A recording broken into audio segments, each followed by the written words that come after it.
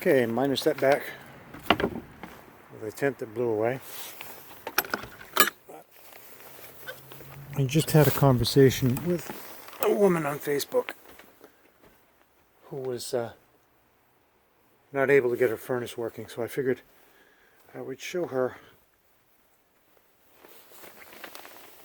what she's looking for.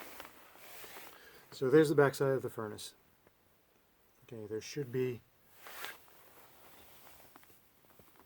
copper line. Yeah, there's the gas line there on this particular model. And oh god, it stinks mice in here. Here's the thermostat. So what we're gonna do, put some light on, is I'm gonna crank it up to 100, and I'm gonna hit the switch on the bottom. Maybe.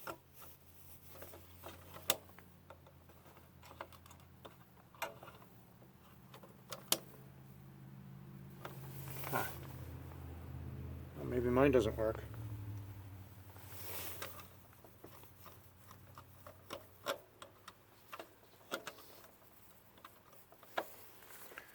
Interesting.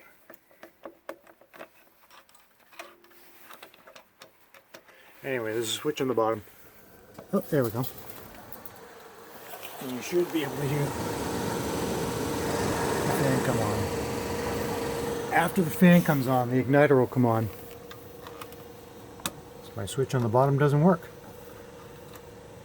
Anyway, after the fan comes on, you'll hear the igniter come on. It'll go click, click, click, click, click.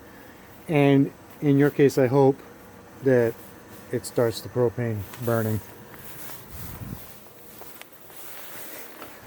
In my case, I don't have any propane right now. Okay, now it's shut off. But that's what you're looking for. And this is the other side of it. It is not a water heater. It's not the fridge either. It's right behind there. Now, hopefully that's enough to get you what you need.